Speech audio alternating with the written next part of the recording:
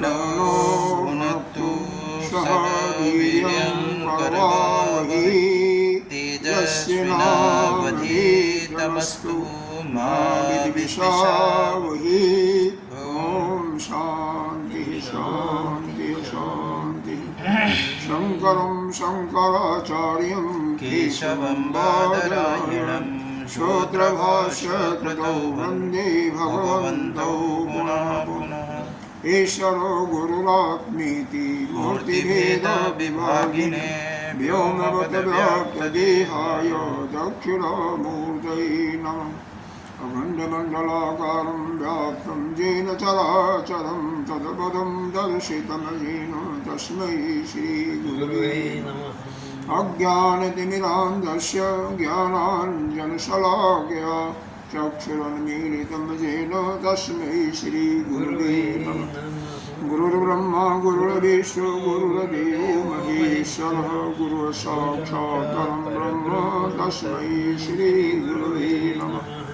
त्वमेव माता च पिता त्वमेव बन्धो च सखा त्वमेव विद्याधरणं त्वमेव सर्वं मम देव।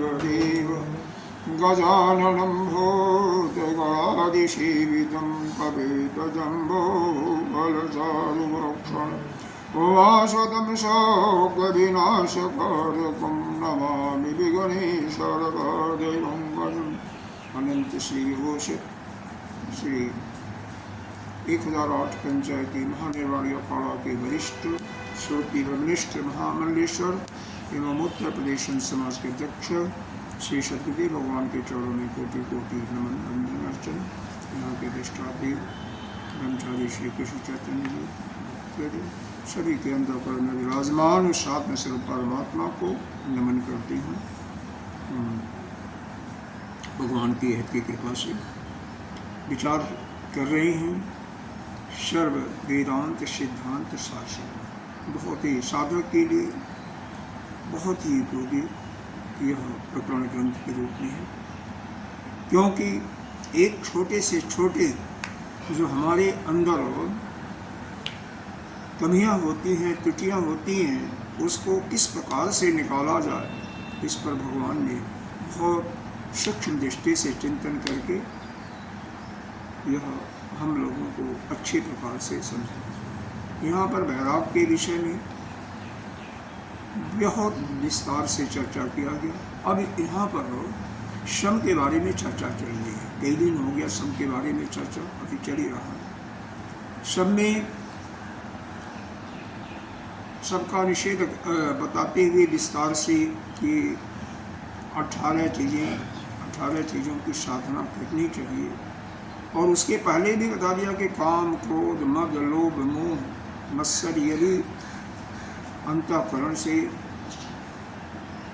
निकालना या अंतःकरण से जब तक इनकी निवृत्ति नहीं होती है तब तक परम शांति की प्राप्ति नहीं होती। यह भी बता दिया कि सब कुछ होने के बावजूद भी जो परमात्मा की पूजा मतलब देवताओं की पूजा नहीं करता, गुरु की कृपा जिसके अंदर नहीं होती और जिसका मन अपने शांत नहीं होता, हृदय में शांत नहीं होता, मन चंचल होता है, मन की एकाग्रता मतलब नहीं होती, उसको भी प्राप्त नहीं होती परम शांति। तो उन 18 उसके बाद ये 18 साधनाओं की बात की गई है।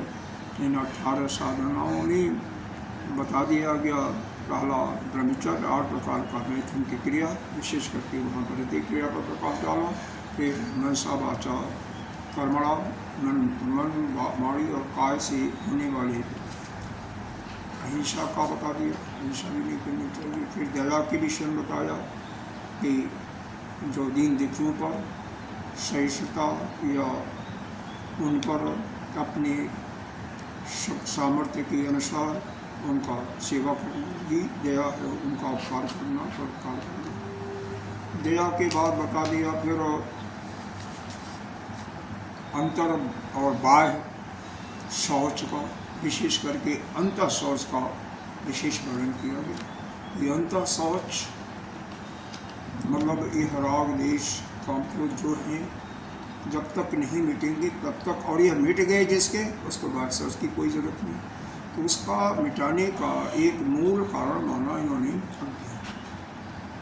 जिस समय अज्ञान हमारे अंतःकरण से उसकी निवृत्ति हो जाती है, उस समय कोई बाह्य शुद्धि की भी आवश्यकता नहीं होती है, और ज्ञान के प्रस्फुटित होने से ही सारे अंतःकरण के विकार समाप्त हो जाते हैं।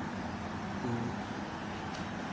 पहले जो बताया गया था विवेक, वही उसमें विशेष लाभ देता है। हालांकि ज्ञान का देखो, ज्ञान में भी कई प्रकार के हैं। एक तो अपरा विद्या है, एक परा विद्या। अपरा विद्या तो संसार का चीज़ है, लेकिन परा विद्या में ब्रह्म तत्व का बोध, वह तो जब हो जाएगा तब तो किसी साधना की जरूरत ही नहीं रहेगी। तो वह बात तो नहीं है, क्योंकि ये तो बताई जा रही है, अभी हमें साधना के रूप में बताया जा रहा है। लेकिन फिर भी मल जो है, क्योंकि कई जगह आपने पढ़ा होगा, जब तक अंतःकरण शुद्ध नहीं होता, यानी पूर्व जन्मों के कर्मों का जो संस्कार हमारे अंतःकरण में है, जब तक वह दूर नहीं होता, तब तक हमें ज्ञान की प्राप्ति नहीं होती।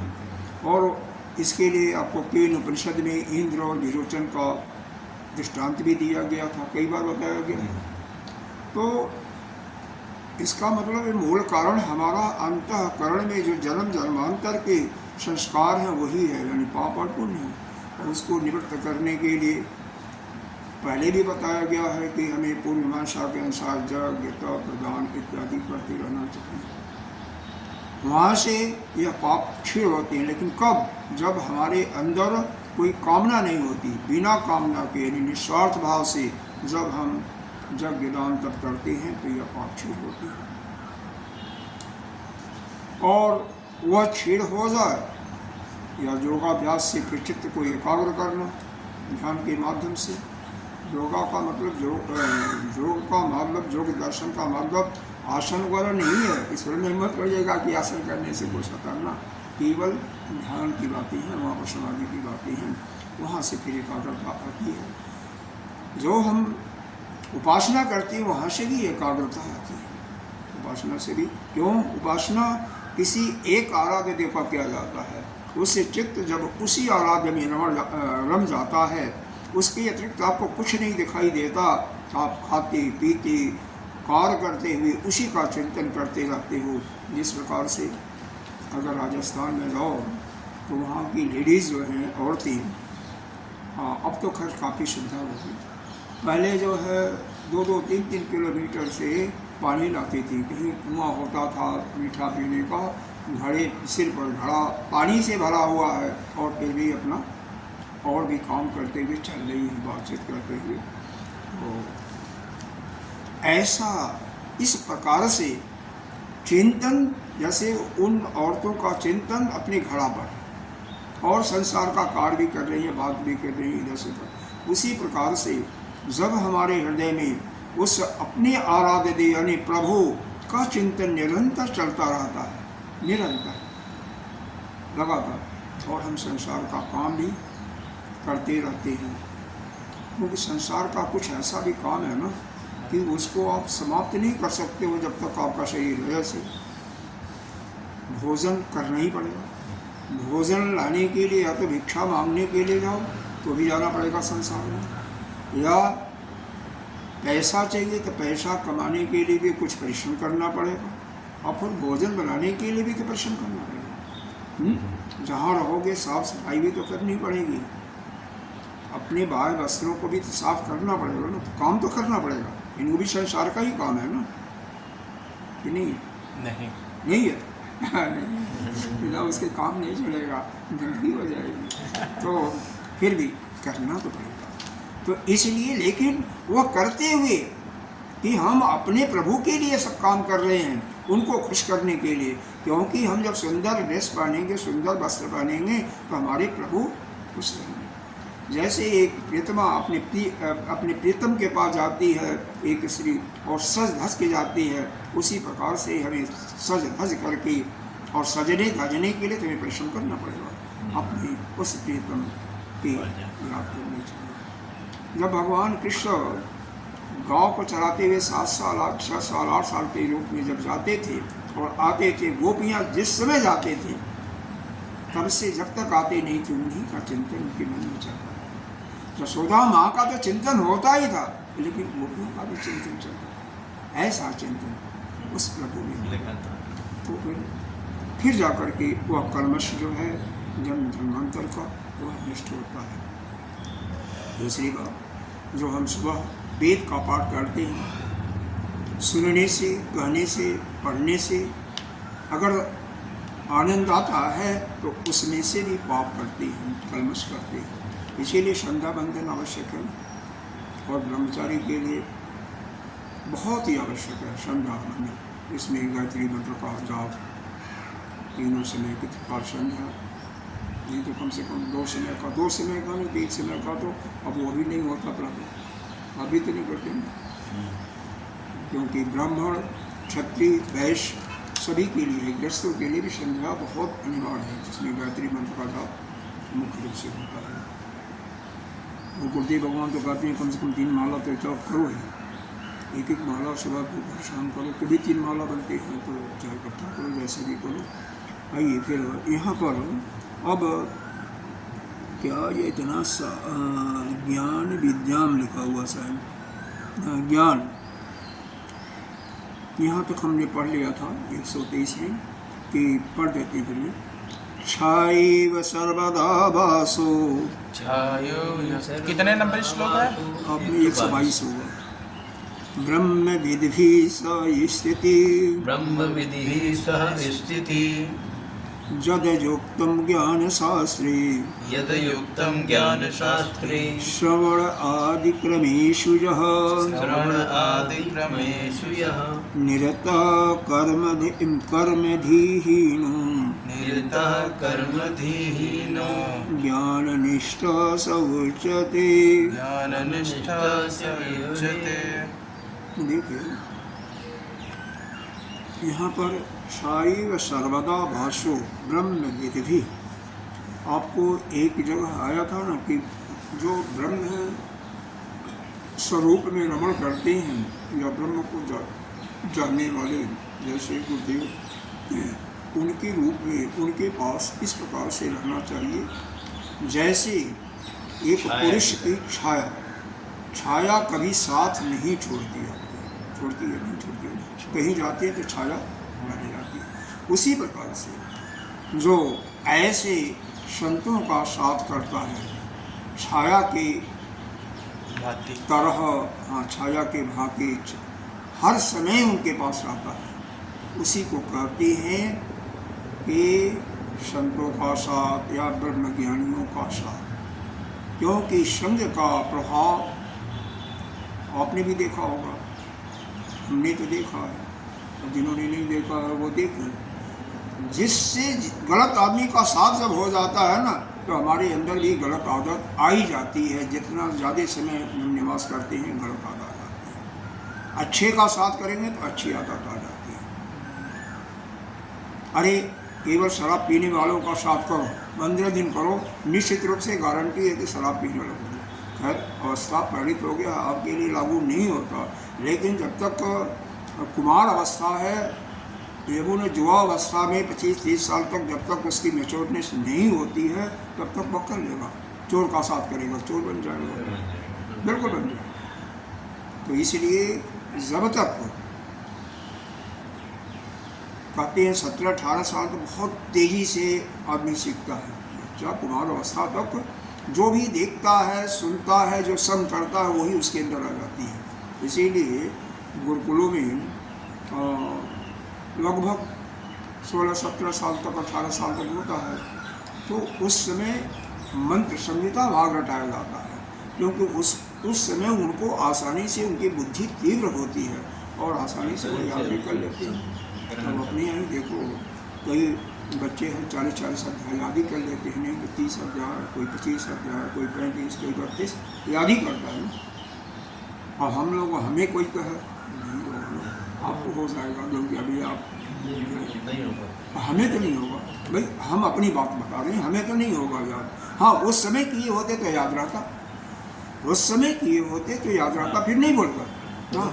तो बहुत सारा तो याद है। हाँ, यहाँ पर तात्पर्य सिर्फ यही है, यह बताने का प्रयोजन सिर्फ यही है कि यह जो शमी का साथ होता है एक निश्चित आयु तक बहुत तेजी से उसका प्रभाव पड़ता है, और वह आयु जब आगे बढ़ जाती है, जैसे जैसे मैच्योरनेस आती जाती है, जैसे 50, 55, 60 साल के बाद वो सम का साथ कम हो जाता है, कम हो जाता है। ऐसा नहीं है कि बिल्कुल नहीं होता, लेकिन होता तो है। कम हो जाता हाँ, बिल्कुल उसकी रफ्तार धीमी पड़ जाती है, ख़त्म तो नहीं होता। वह आप उसको सीखना बहुत गति जो स्लो हो जाएगी। लेकिन एक बात याद रखें कि गलत चीज़ के सीखने की प्रवृत्ति तेज़ी से होती है, अच्छे चीज़ के सीखने की प्रवृत्ति कम होती है।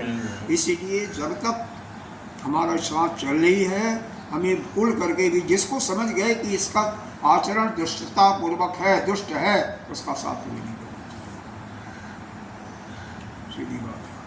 और किसका साथ करना चाहिए? तो यहाँ पर शंकराचार्य जी ने ही कहा ब्रह्म विदि, ब्रह्म विदि की मतलब ब्रह्म को जानने वाले, यानी ब्रह्म वेत्ता। और उनका साथ भी कैसे करना चाहिए? जैसे छाया आपके साथ में रहती है, कभी नहीं छोड़ती, वैसे ही उनके साथ में रहिए। तो उससे क्या होगा? अरे भाई, उनके साथ रहेंगे छाया के माफी, अगर उनके मुख से एक वाक्य भी निकलेगा, क्योंकि दिन में तो कम से कम 20-25 वाक्य तो बोलेंगे, नहीं बोलने वाले होंगे तो भी बोलेंगे, उसमें से एक वाक्य भी अगर आपके अंतःकरण में बढ़ जाएगा तो आपका कल्याण हो जाएगा, आप उस पर अमल करोगे। इसी कारण से कम गलत से तो बचे रहोगे।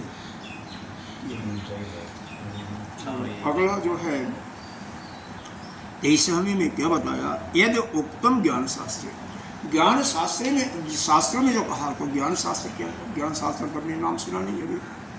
पूर्णिमाशा का नाम सुना, कर्मकांड का नाम सुना, उपनिषद का नाम सुना, ज्ञान शास्त्र नहीं, वेदांत का नाम सुना।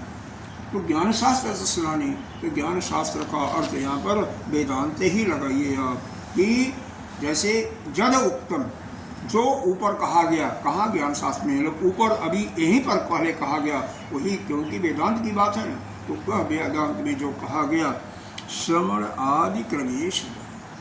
अब यहाँ पर देखिए श्रवण आदि, श्रवण और आदि क्या है?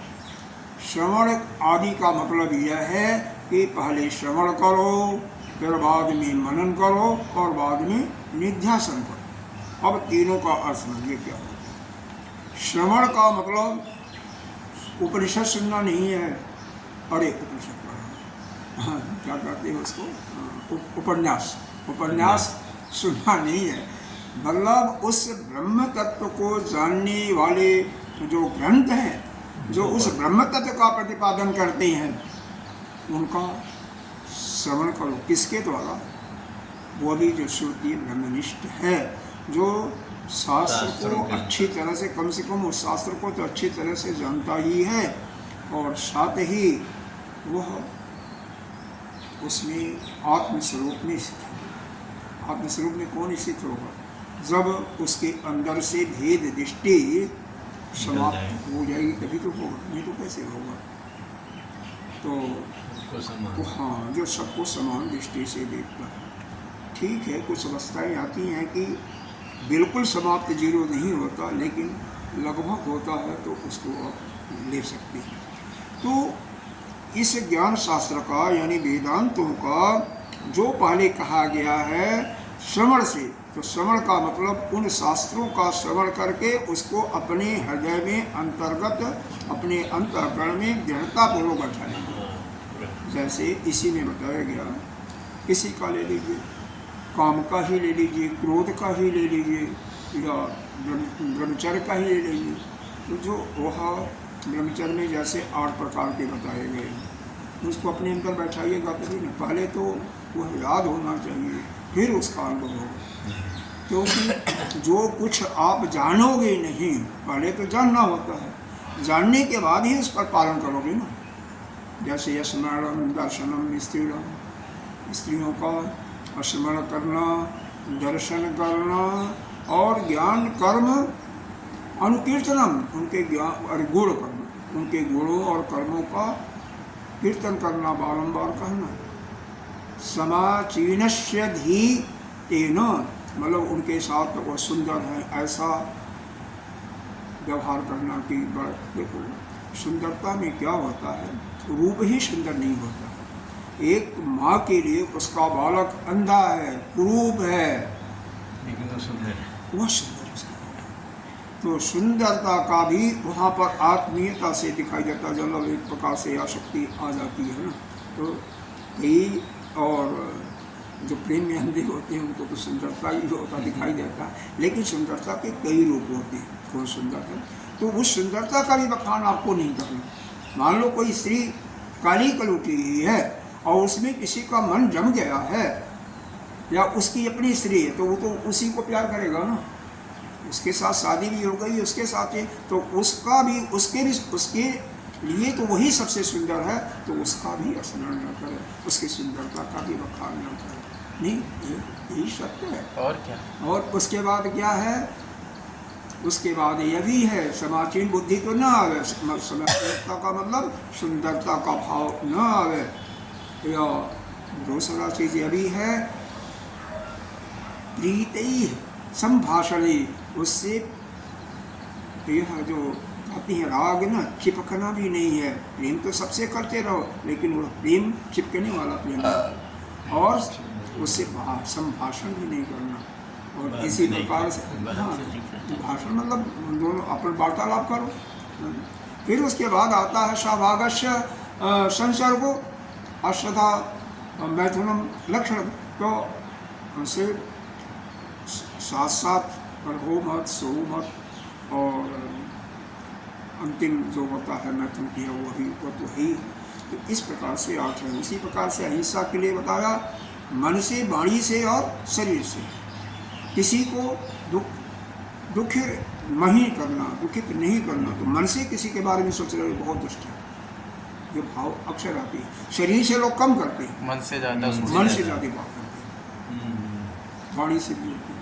तो वहाँ भी आपको डर, तो जितना जहाँ जहाँ जो बताया गया ना उसका सब का पालन करना। पहले तो श्रवण करके पहले तो दृढ़ता हो जाती है, यह हमें करना चाहिए। वह जब हो गया तो उस पर अनुभव करो। तो क्या शास्त्र में जो लिखा हुआ है वह सही है या नहीं है, उसको फिर जाकर के मनन प्रक्रिया करो ना। मनन में उसको प्रमाण से और युक्ति से उसको सिद्ध करो, और वह अपने अंदर बैठा लो कि जो शास्त्र में बताया, जैसे किसी का एक हवाला ले लो, किसी का उदाहरण ले लिया, उसको बैठाओ कि नहीं यह सही है। इसमें जब कोई भी शंका की गुंजाइश न रह जाए तो वह मनन हो गया। और ये बहुत हम शार्ट फॉर्म में बता रहे हैं, जैसे समझने में आसानी हो। बाकी तो इसकी परिभाषा देखा जाए तो अभी बहुत विस्तृत है। शास्त्र में परिभाषा भी दिया है, श्रवण का परिभाषा किया है, मनन का परिभाषा किया है। निध्यासन के लिए यह बताया कि आप जब चित्त एकाग्र हो गया उस समय चिंतन करें तो कहीं भी विक्षेप की स्थिति पैदा न हो, क्योंकि कहीं शंका होती है ना। शंका का निवारण तो आपने युक्ति और प्रमाण के तरीके से, प्रमाण के माध्यम से आपने कर लिया, वो तो मनन हो गया। लेकिन कई बार होता है, जैसे कोई चीज़ है हृदय में आ जाता है, विक्षेप उड़ जाता है, कि जैसे किसी के प्रति आपका देश भावना है, किसी से शत्रुता ही है, ठीक है, समझ लो ना। अब है तो सही, आपने सब प्रकार से वह करके समाप्त कर लिया, लेकिन जब मन एकाग्र हुआ, ध्यान में जा रहे तो कहीं विक्षेप न उठे, उसका विक्षेप भी नहीं होना चाहिए कि नहीं वो ऐसा किया था, उसने हमारे साथ ऐसा किया था, वह विक्षेप नहीं होना चाहिए। उसी प्रकार से जो शास्त्र हमने सुना है उसमें जो शंका हुई है, उन शंकाओं का जो विक्षेप होता है वह उठनी नहीं चाहिए, तो निध्यासन मतलब पूर्ण रूप से पक्का कर लिया। तो यह ज्ञान शास्त्र का वेद शास्त्र वेदांतों को आपने जैसा बताया गया है वैसा ही श्रवण मनन निध्यासन से निश्चित कर लिया।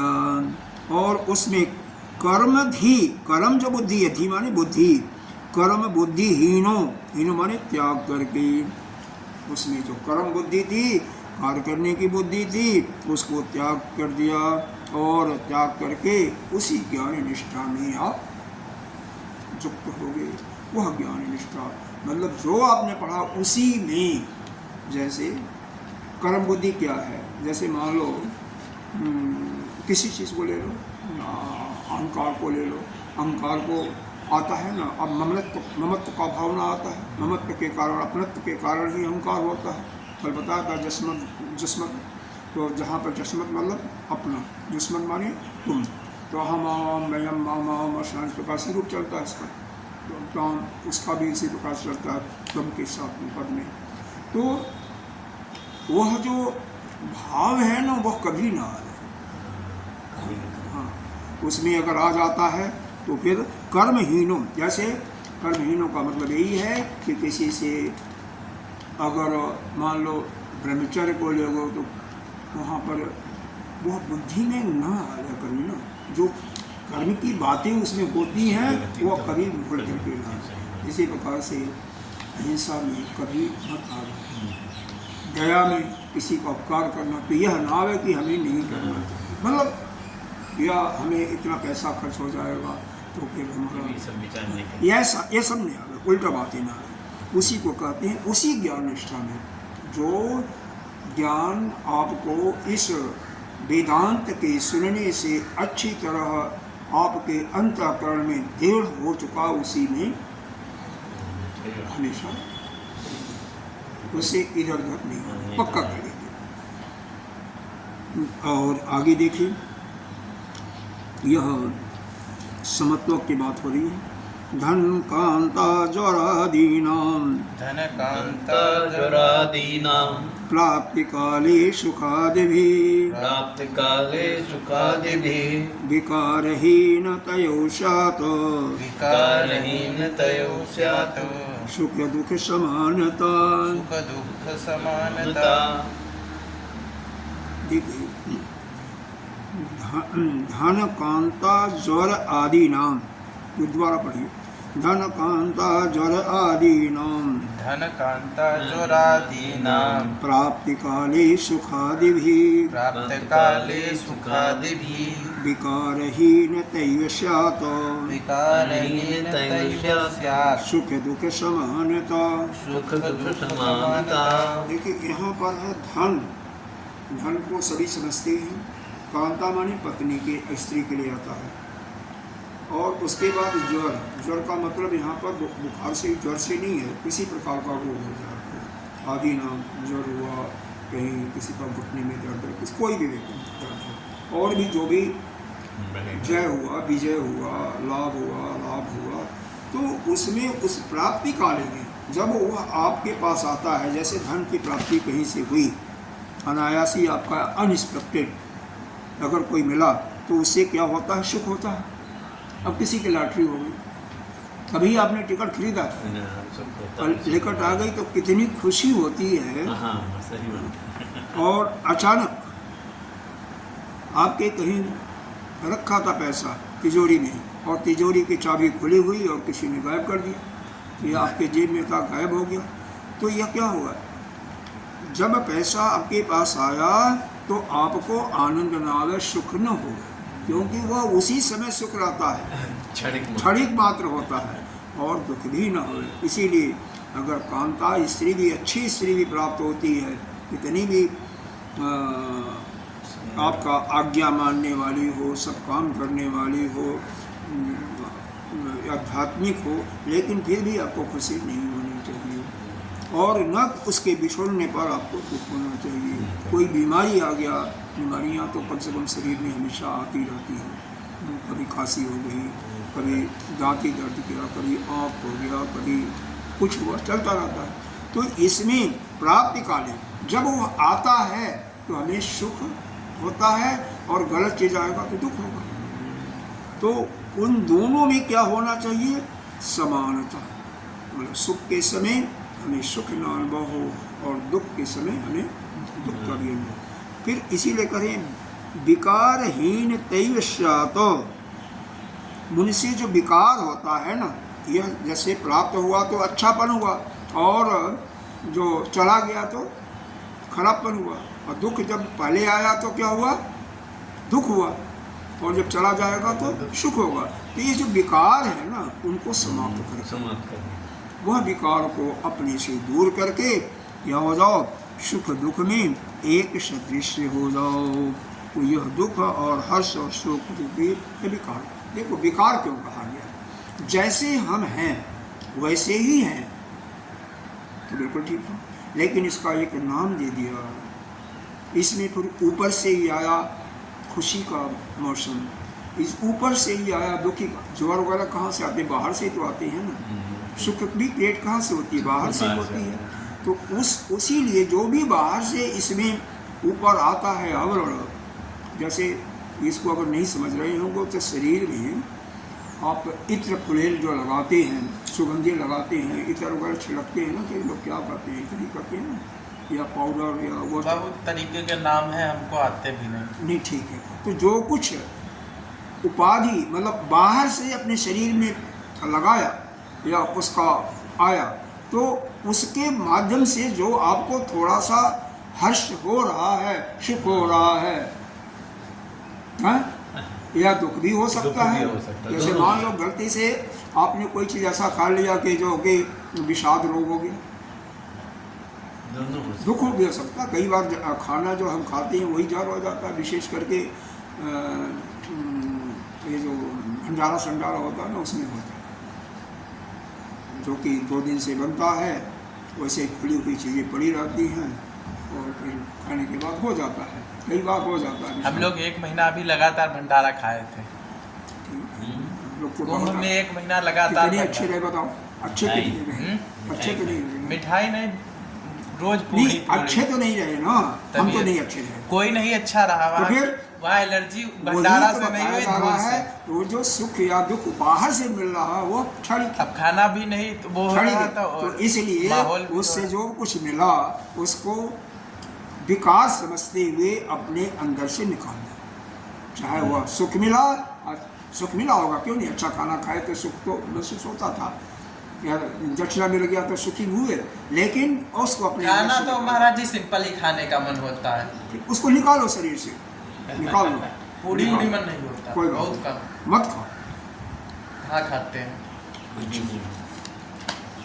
तो यानी सुख दुख में समान है। गीता जी में भी बताया है, गीता जी में भी आया है, पूरी से अच्छा चावल खाना। कैसे है, जय विजय लाभ अलाभ दोनों में समानता। तो हर एक चीज में समानता आना ही है, क्योंकि बाहर से जो कुछ आ रहा है वह विकार है, और उससे वह अनित्य भी है, क्षणिक है। तो उससे जो सुख आएगा या दुख आएगा वह थोड़े समय के लिए रहेगा और फिर चला जाएगा। तो उससे मन को विक्षिप्त मत करो, इससे मन को हाँ उससे अपने को बिल्कुल दूर रखो। धन कांता आदि।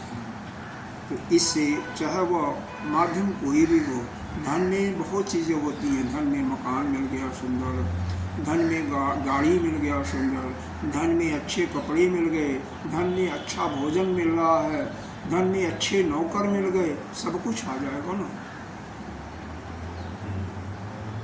और कांता में भी खैर वैसे तो पत्नी के लिए होता है, लेकिन आजकल तो सभी चीज़ों के लिए वो पत्नी के। और आदि नाम ज्वर, ज्वर के अंदर तो इसके अंदर बीमारी में तो गणना ही नहीं कितने प्रकार की बीमारियाँ होती हैं, सैकड़ों प्रकार की बीमारियाँ तो हम ही गिना सकते हैं। कम से कम 15-20 बीमारियों से हम लोग भुगत चुके हैं, कम से कम इतना तो प्राप्ति काले, प्राप्ति के समय ही सुख या दुख होता है। बाद में जब चला जाता है तो सुख है तो दुख हो जाएगा, परिवर्तित हो जाएगा, या दुख है तो सुख में परिवर्तित हो जाएगा। तो विकार ही न सही है, तो जो बाहर से विकार आया हुआ है ना सुख और दुख की, उसको समाप्त कर दो अपने अंदर से, तभी आप सुख और दुख में समान रह सकते हैं। बोला देखो, श्रेष्ठं पूज्यं विदित्वा मां, श्रेष्ठं पूज्यं विदित्वा मां, मानयन्तु जनाभिः, मानयन्तु जनादिभिः, इति आसक्तो विहीनत्वम्, इति आसक्तो विहीनत्वम्, मान अनासक्ति उच्यते। मान अनासक्ति उच्यते। जैसे ऐसा होता है, प्रायः होता है कि कहीं अगर कोई उसके योग्य हो या अयोग्य हो, किसी कोई अगर मान देता है, सम्मान देता है, जैसे कोई माला ही पहना दिया, कोई आपका पैर ही छू लेता है, अच्छा, या कुछ उपहार ही दिया किसी रूप में, तो उसको कहते हैं मान। तो मान आपको मिल रहा है या सम्मान मिल रहा है, ठीक है ना, लेकिन अपेक्षा मन से नहीं होनी चाहिए। आप उसके योग्य हैं, ज़्यादातर जो अयोग्य नहीं है उसकी हो रहा, तो उसके मन में तो कोई अपेक्षा शायद कमी होती है, लेकिन विशेष करके जो उसके योग्य हैं, जो योग्य हैं, अब हाँ योग्य हैं कि हमें ऐसा उनको मिलना चाहिए, उनका ऐसा आदर होना चाहिए, सत्कार होना चाहिए। लेकिन अगर आदर सत्कार नहीं हो रहा है या आदर सत्कार होने की कहीं मन में तिल भर किंचित भी मात्रा मतलब भाव न उत्पन्न हो रहा है तो अच्छा है, अच्छा माला पहना रहा है, एक के बजाय 10 लोग माला पहना रहे हैं, 10 लोग दान दक्षिणा भी दे रहे हैं, 10 लोग अच्छे प्रकार से भोजन भी करा रहे हैं, लेकिन अपने हृदय के अंदर, अपने अंतःकरण में अगर वही होता है, जरा सा भी इच्छा होती है, तो वही कहते हैं मान के प्रति आसक्ति, तो वही हमें ले डूबता है। अरे कई बार तो ऐसा होता है कि जो ब्राह्मण या जो संत उसके योग्य नहीं है, उसके अंदर भी इच्छा बन जाती है, क्योंकि 2 जगह 4 जगह से मिलना शुरू हो गया ना, तो उसके होता कि यहाँ पर। और 2 बातें क्या होती हैं, अगर आपको मिल गया तो क्या हुआ, सुख हुआ, आनंद हुआ, और नहीं मिला तो आपके अंदर उसके प्रति द्वेष हो जाता है। तो यह राग और द्वेष दोनों उत्पन्न हो जाते हैं, वही इसके सत्य है। दोनों का बड़ा साथ जोड़ा है, जोड़ा है, तो यह जोड़ों को समाप्त करना है तो क्षणिक, लेकिन बड़ा मुश्किल है कहने में। तो हमने एक कितना 2 सेकंड 5 सेकंड लगा होगा, लेकिन मिटाने में बहुत ही मुश्किल है, आसानी से नहीं है, आसानी से नहीं होता। मन के अंदर एक भावना होती है, जिसने एक बार आपका आदर किया, सत्कार किया, कुछ दान दक्षिणा दिया, आपको दोबारा भी जब उससे मुलाकात होती है तो आपके अंदर भावना आ जाती है, वही भावना सबसे आपको पतन के रास्ते पर ले जाती है। इसी बात को कहा जा रहा है कि श्रेष्ठम पूजन, श्रेष्ठ प्रकार से। इसमें श्रेष्ठम का मतलब क्या होता है, आपने छंद को विषय में पढ़ा होगा ना, श्रेष्ठम और प्राण के बारे में कहा ना, ज्येष्ठम और श्रेष्ठम। ज्येष्ठम मतलब जो बड़ा है, जैसे आपके 3 पुत्र हैं, तीनों पुत्रों में जो बड़ा होगा वो ज्येष्ठ होगा। श्रेष्ठ का मतलब जिसकी बुद्धि श्रेष्ठ है, हो सकता पहले वाला उतना बुद्धिमान न हो, बीच वाला बुद्धिमान हो या छोटा वाला, तो इस प्रकार से श्रेष्ठ है। तो जो श्रेष्ठ भी है और श्रेष्ठ भी है, मतलब विचार वाला भी है, तो इसको श्रेष्ठम पूज्यम, पूजा वो श्रेष्ठ है, श्रेष्ठ अच्छी प्रकार से उसकी पूजा हो रही है, कोई कर रहा है, विदित्वा ऐसा समझते हुए, माम मानयंत्र जना भी उसके योग्य भी है, और योग्य होने के बाद उसका आदर सत्कार हो रहा है, लोगों के द्वारा आदर हो रहा है, इति आसक्ति, यही आसक्ति है। वह मन के अंदर भावना अगर आ गई कि हम जाएंगे, हमारी इतनी वो होगी, और क्या बताएं, बहुत होती है। तो इसी आसक्ति को विहीनत्वम, इसी को नष्ट करना, मान आसक्ति, इस यह आसक्ति, यह तिल भर की जरा सा लेश मात्र भी अपने अंदर इच्छा उत्पन्न न हो, इसी को कहते हैं कि कोई मान में, सम्मान में हमारी कोई आसक्ति नहीं है। बहुत बड़ी बीमारी होती है। देखो 3 आश्रय होती हैं, ये कई बार बताया गया, जानते भी, रटा रटाया भी होगा। तो रटा रटाया है, ठीक है, पुत्रेशा, वित्तेशा और लोकेशा। वित्तेशा, पुत्रेशा यह तो फिर भी चली जाती है, लेकिन ये लोकेशा जो है ना, वो नहीं जाती है, बड़े बड़े विद्वानों को नहीं जाती है, वही है लोकेशा। लोकेशा ही का रूप है, लोग हमें मान दें, सादर दें। अरे गुरुदेव भगवान कहते हैं ना, अगर 10-15 लोग बैठे हुए हैं, मैं एक ही मंच पर, और किसी को टाइम नहीं दिया गया बोलने का, अभी कादर है ना, 5 मिनट का टाइम नहीं दिया गया, नाराज हो जाती है। मतलब क्योंकि आप ये जानते हैं कि अगर आपके मन के अनुकूल कोई चीज़ घटित हो रहा है तो आपको आनंद मिल रहा है, सुख मिल रहा है। अब मन के विपरीत जब जा रहा है तो वो दुख हो रहा है। तो मन के अनुकूल जो भी आएगा उसमें आपके सुख की अनुभूति हो गया, और मन के प्रतिकूल आएगा तो दुख होता है। तो इसलिए मन में कोई इच्छा ही ना बनाइए ना, क्यों बनाइए? होता इसीलिए है हम पहले से मन पर एक अध्यारोप कर लेते हैं। यह जो अध्यारोप कर लेते हैं कि अमुक चीज से अमुक चीज की प्राप्ति होगी, वही से दुख होता है, उसी को दुख होता है।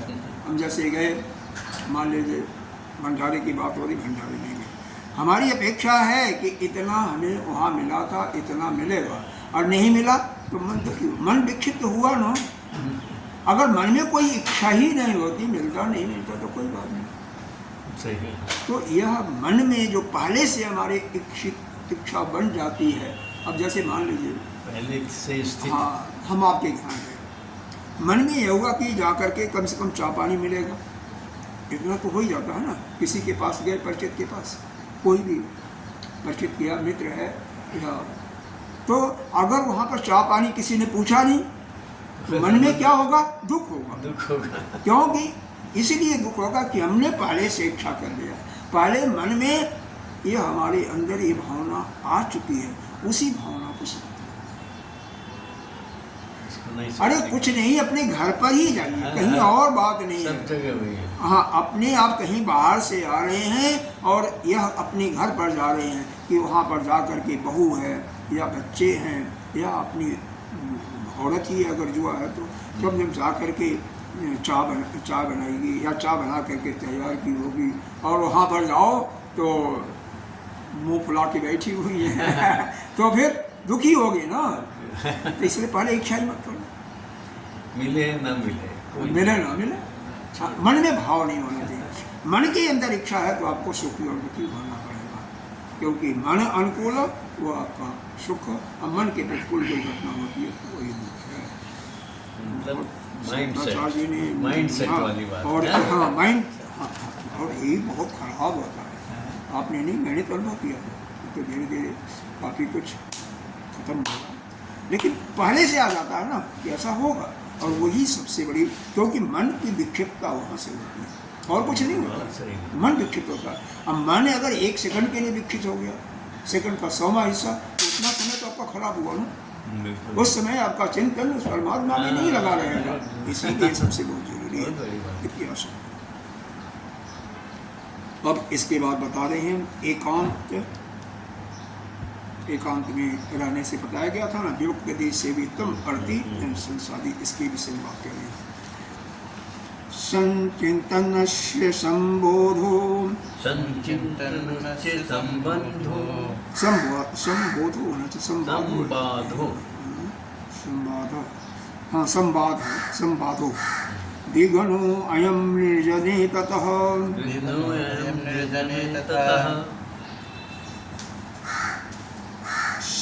सेयम इति एक एवास्ति, च इति सेव एकांतशीलता, सा एव एकांतशीलता। यहाँ पर एक आया है संचिन्तनस्य, संचिंतनस्य, संचिंतन किसका है? स, देखो इसका संधि विक्षेप करोगे, सचिंतनस्य का, तो स माने होता है अच्छा, सु सुंदर, किसने निधर देखो, सु चिंतन माने चिंतन करना, मनन करना, किसका? अश्य, किसका? तो किसका चिंतन सु होता है, श्रेष्ठ होता है, सुंदर होता है, यानी ब्रह्म का। तो ब्रह्म का जो चिंतन है, संवाद, संवाद माने जब मनुष्यों द्वारा जब घिरा रहेगा तो उनसे विघ्न होता है।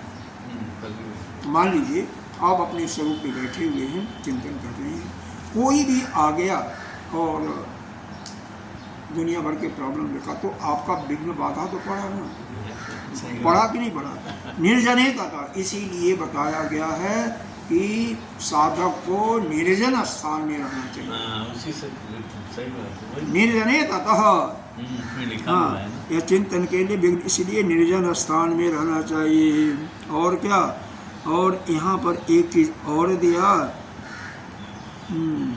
सेयम, सेयम माने स्थित होना, इति एक एव अस्ति, अकेले ही, चार सेव एकांतशीलता, इसीलिए एकांतशीलता मतलब अकेले ही और ऐसे स्थान पर जहाँ पर कोई आपका जानने वाला नहीं और कोई आपका उपकार करने वाला नहीं, कोई आपका अपकार करने वाला नहीं। क्योंकि जहाँ भी जाइएगा अगर कोई भी जानने वाला होगा तो आपका, देखो यहाँ पर फिर मोबाइल भी आ जाता है, एकांतशीलता में मोबाइल भी आ जाएगा, टीवी आ जाता, तो वहाँ पर आप एकांत में, वहाँ पर मन चिंतन में विक्षिप्त हो रहा है सीधे, बल्कि ज़्यादा हो रहा है। वही अगर व्यक्ति आया तो उससे तो बल्कि समाचार पूछने के बाद शायद 2 मिनट के बाद आपको वो जा भी सकता है, मैक्सिमम चाय भी करके जा सकता है। लेकिन मोबाइल की लत इतनी है कि मैंने अपने अनुभव से देखा कि वह कम से कम मन में आता है कि एक बार 10 मिनट ही देखेंगे, उसके बाद वह कर देंगे। बहुत तगड़ा लगाम लगाने के बाद फिर उस टाइम पर बंद होता है, नहीं तो नहीं बंद होता। नहीं था ये नहीं, अब जैसे हम कुछ सीरियल देखते थे, वह लगाम नहीं लगता था, फिर हमने रिस्ट्रिक्ट किया, नहीं इतने बजे के बाद नहीं देखना, सोना ही या अमुक काम करना ही है। तो बहुत तगड़ा यह आता है एकांत सीखता है। यह यहाँ पर भगवान शंकराचार्य जी ने यह किया कि साधक, एकांत का मतलब यहाँ पर जंगल नहीं है, पहाड़ की गुफा नहीं है, रूम में बैठ जाए कहीं भी एकांत में ही और अकेले ही, क्योंकि 2 रहोगे तो बात करोगे, चाहे 2 आप प्लस मोबाइल हो, आप प्लस टीवी हो, प्लस अब कुछ भी नहीं हो, आप मन के अंदर ही दूसरे का चिंतन कर रहे हो तो भी आप अकेले नहीं हो। भाई आप, हम अकेले हैं, हमारे पास मोबाइल भी नहीं है, तो वो ब्रह्म ज्ञानी ही हो सकता है। नॉर्मल साधक के अंदर एक गुण आ ही नहीं सकता। नहीं देखो तो उसी विचार तो चलेंगे ही। अरे भाई तो आपको नॉर्मल नहीं बताया जा रहा है ना, आपको वो गुण लाना है ना, आप साधक है ना। नहीं, वो स्थिति तभी आएगी उस वहां तक पहुंचने आपको के तो बाद। इसीलिए किया जा रहा है ना कि आप ब्रह्म ज्ञानी बनो ना, आप ब्रह्म ज्ञानी हो, तो इसीलिए हमारे, और आप शुरू में बताया था संकल्प विकल्प ब्रह्म ज्ञानी के अंदर भी उठते हैं कि नहीं उठते हैं? तो नहीं उठेंगे, उठते तो हैं, लेकिन दूर करना चाहिए ऐसा। उसका उनके अंदर जो उठते हैं वह देखो, जिसका चिंतन करते रहेगा उसी का होगा, वह ब्रह्म विद्या के बारे में ही होगा, वह भगवान के परमात्मा के बारे में उठेगा ना। आप चिंतन करके देखो, 2 दिन 4 दिन 7 दिन एक ही चीज़ का, कोई भी चीज़ ले लो, चाहे अच्छा हो बुरा हो, तो चिंतन भी वही रहेगा, विचार भी वही रहेगा, वही तो इसलिए हमें अपने को करना है। और शुरू में भगवान हमारे अंदर जैसे निगेटिव आते हैं, एक मिनट सुनिए जरा, बाद में बात करेंगे। भगवान शंकराचार्य ने पहले कर दिया था, यह जो ज्ञान है केवल, यह जो विद्या दी जा रही केवल विवेकियों के लिए, जो ज्ञानी हैं, जो प्रबुद्ध हैं, उन्हीं के लिए बताया जा रहा है। आम आदमी के लिए नहीं बताया जा रहा, राह चलते वालों के लिए नहीं बताया जा रहा। आदमी समझ में नहीं आएगा, सब गलत है। यह आम आदमी के लिए नहीं है ये विद्या, यह तो केवल है जो ब्रह्म विद्या प्राप्त करने के रास्ते में चल रहे हैं और उसको प्राप्त करना चाहते हैं, उनके अंदर मोक्ष की भावना पूर्ण रूप से भरी हुई है, उन्हीं के अंदर है। और जो मोक्ष प्राप्ति नहीं करना चाहता उसके लिए क्या, उसके लिए तो कोई जरूरी नहीं, बिल्कुल नहीं है, उसके लिए काम में रख करके क्या करेगा। और जिसके लिए मोक्षत्व की भावना ही नहीं होगी वो अकेले रह करके क्या होगा, तो आदमी रहेगा कुछ काम करेगा वो अपना करे। लेकिन जिसने यह निश्चित कर लिया कि अब हमें दोबारा जन्म नहीं लेना है संसार में, उसके लिए यह मैंडेटरी है, अनिवार्य है कि उसको अकेले में ही रहना चाहिए। क्यों? और वह अपना चिंतन किसी उसी परमात्मा का ही उसी परमात्मा। अरे आपने गुरुदेव भगवान को नहीं देखा, कई बार वो अपना बंद कर देते हैं, किसी को आने नहीं देते हैं, बस अपना एक समय हो गया फिर बस अपना अकेले में, हाँ अपने अकेले में मनन करेंगे, अपना चिंतन करेंगे। तो क्योंकि यार इससे बाधा आती है ना, दूसरा कोई भी होगा तो बाधा आएगी, उस बाधा को दूर करने के लिए यहाँ पर एकांतशीलता का वर्णन किया गया है कि साधक कोई है जिसके अंदर मोक्षत्व की तीव्र इच्छा है, जो मोक्ष इसी जन्म में प्राप्त करना चाहता है, उसके लिए निर्जन स्थान, अकेला ही रहना सबसे श्रेष्ठ बताया गया है। क्योंकि और भी उसके अतिरिक्त कोई होगा तो उसके साधना में बाधा पड़ेगी। तो उस साधना में कोई विघ्न न आवे, इसके लिए उसको एकांत स्थान का यहाँ सही पर बात। बताया गया कि साधना में किसी प्रकार का भी भंग न हो, कोई भी बाधा न आवे।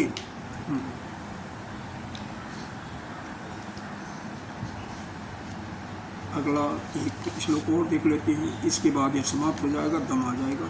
संसार बंध निर्मुक्ति संसार बंध निर्मुक्ति कदा झटति में भवेत्, कदा झटति झटति मन में झटके से भवेत्। इति या सुदृढ़ा बुद्धि इति या सुदृढ़ा बुद्धि स्था सा मुमुक्षता। मुमुक्षता। यहाँ पर मुमुक्षता देखो, ये मुमुक्षत्व के अंतिम जो प्रकरण था सब में इन 18 चीजों में मुमुक्षत्व के उसी को बता रहे हैं। संसार बंधन निर्मुक्ति, संसार के बंधनों से हमारी मुक्ति हो जाए। कदा झटत, शीघ्र ही। झटत यह ज्ञाति शब्द है, हमारे यहाँ झटके से बोलते हैं। हाँ, झटके में समाप्त हो जाए। इतिहास यह बुद्धि निश्चित हो जाए, दृढ़ हो जाए, इसी को हम मुमुक्षत्व कहते हैं। कि जिसके अंदर ऐसी भावना, तीव्र भावना आ जाए कि शीघ्र ही हम इस संसार के आवागमन के बंधन से मुक्त हो जाए। ये दृढ़ भावना होगा, हमें दोबारा जन्म नहीं लेना है, उसी को हम मुक्त करते हैं। जिसके अंदर यह है कि नहीं, अभी हमें यह मुक्ति चाहिए। जब जिसके अंदर ठीक है, मान लो अभी हमें किसी चीज़ की भी आवश्यकता है, 5 इंद्रियों के विषय के, 6 इंद्रियों के विषय में किसी भी चीज़ के, मान लो उसी समय प्राण निकल गया तो उसको तो आना ही पड़ेगा, दोबारा आना ही आना है। इसलिए कभी भी किसी भी समय मन के अंदर किसी प्रकार की कोई इच्छा न हो, न तो श्रवण करने की, न तो देखने के रूप की, न तो स्पर्श का, न तो रसना इत्यादि से, न तो गंध इत्यादि, किसी भी चीज़ की कोई भी हाँ वस्तु हो, स्थान हो या मनुष्य हो, किसी से पशुपाल सभी आ जाते हैं। किसी से किसी प्रकार की कोई इच्छा न हो कि नहीं अब हमें यह संसार तो खालत है, ऐसा दृढ़ निश्चय हो गया, अब इस निर्णय द्वारा नहीं आना है, इसी को करते हैं।